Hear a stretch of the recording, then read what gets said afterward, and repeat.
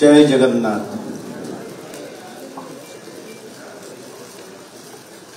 विश्व प्रसिद्ध घोष यात्रार सामग्रिक सफलता उपलक्षे आज एकाठी होइथिबा एवं एठी मध्य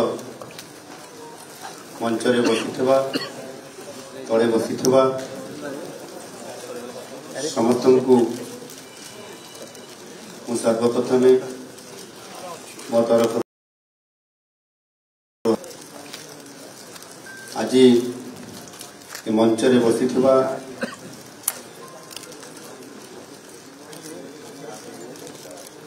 ओडिशा सरकार उपमुख्यमंत्री माननीय श्रीयुक्त कनकवर्धन सिंहदेव महाशय, श्रीमती प्रभाती परिड़ा महाशय, आईन उत्त और अबकारी विभाग मंत्री महाशय, ओडिशा संसद व्यापार इलेक्ट्रॉनिक सूचना और प्रजुक्ति विभाग मंत्री महाशय, गृह और नगर उन्नयन एवं साधारण उद्योग मंत्री महाशय, वाणिज्य परिवहन एवं इस्पात और खनि मंत्री महाशय, उच्च शिक्षा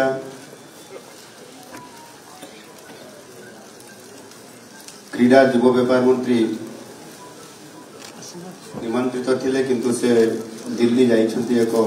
कार्यक्रम रे एटी उपस्थित थिबा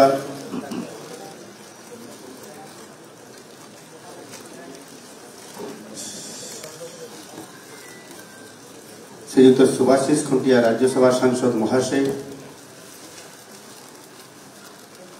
विधायक पुरी श्रीयुक्त सुनील महांती महाशय, मुख्य शासन सचिव डीजी महाशय, सरकारी पदाधिकारी वृंद, मंदिर परिचालना कमिटीर समस्त सदस्य वृंद, समस्त निजगर कर्मकर्ता, समस्त मठाधीश,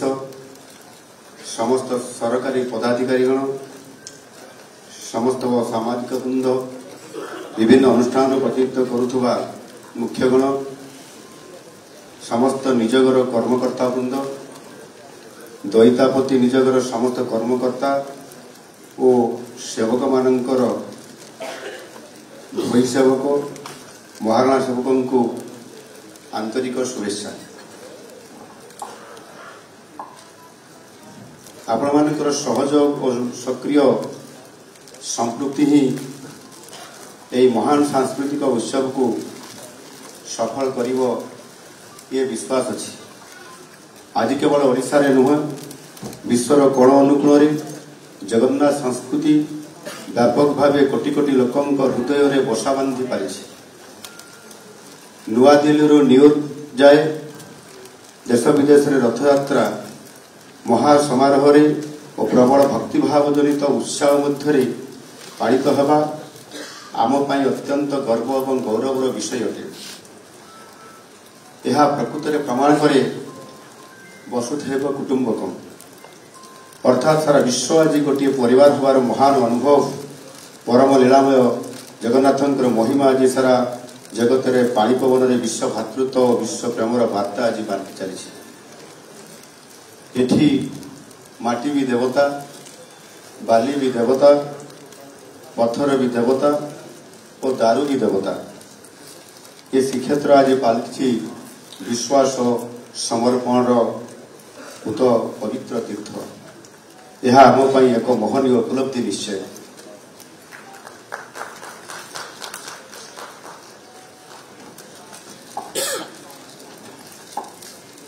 महाप्रभु श्री जगन्नाथंकर प्रथम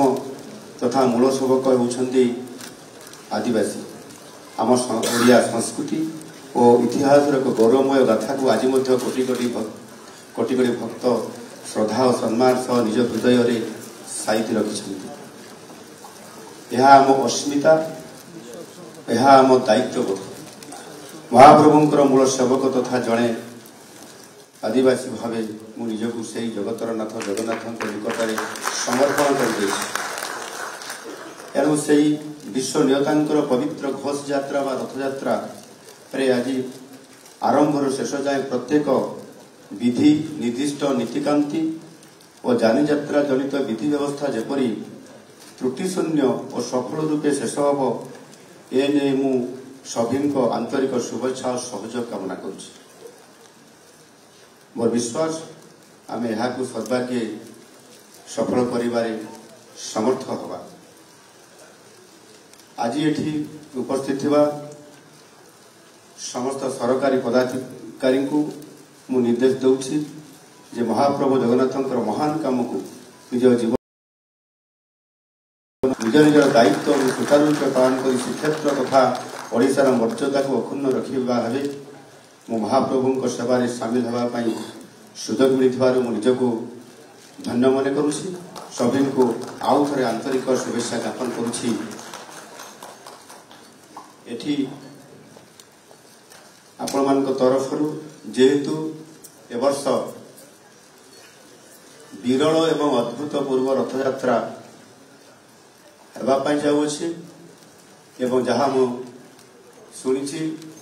जे 53 वर्ष पर अर्थात 1971 मसीह एभली एक भव्य एवं विरल रथयात्रा होता एवं आज 53 वर्ष पर पुनर्बार हेबापी जाऊँगी एवं जितेबले आज एक नुआ सरकार आसिछंती एवं तांकरी ए सरकार समय एभली एक सुजोग आसी निश्चित भाव में आम नुआ सरकार पे ये गोटे अति आशीर्वाद एवं ये भाग्यर कथा आमको सुजोग मिली आज रथयात्रा सामिल होगापी। अनुरोध करा जायछि आपण मान तरफ जेहेतु ए वर्षर जो विरल एवं अद्भुत रथयात्रा अच्छी एवं ये रथयात्रा गोटे दिन रे समापन नहीं 2 दिन अपेक्षा रखुछि एणु सरकारी हिसाब से जो गोटे दिन छुट्टी अच्छी ताकू आउ गोटे दिन वृद्धि करने मो सरकारी अधिकारी को निर्देश दूची से दिन को छुट्टी हिसाब से घोषणा करेंगे एवं कार्यक्रम को अति सुरुखुर समापन हम एवं जेहेतु गोटे दिन रे ये नवजौवन वेश उत्सव एवं नेत्र उत्सव ये 3टी उत्सव गोटे दिन रे आपण मानकर सहयोग आपण मानकर उपस्थिति रे ये कार्यक्रम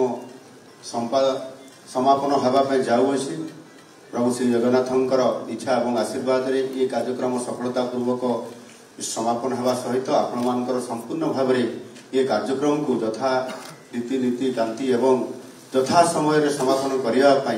निश्चित भाव में आपण मान को निवेदन करी एवं अनुरोध कथा ये जेहेतु आज आम खुशी और गर्वर तथा महामहिम राष्ट्रपति महोदय ये श्रीगुंडीचा रथयात्रा देखापी रथ टाणियापी निजे इच्छा प्रकाश कर से आसुंच 6 तारिख संध्यारे आसी पहुंचे पुरी श्रीक्षेत्र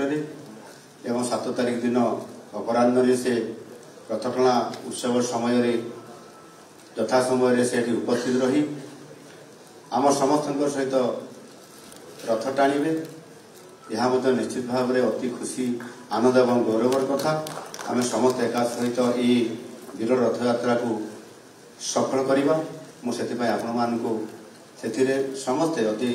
आग्रह सहकारी ये कार्यक्रम को सफल करवा से आपण मान निकट में मोर निवेदन रखुछि। परिशेष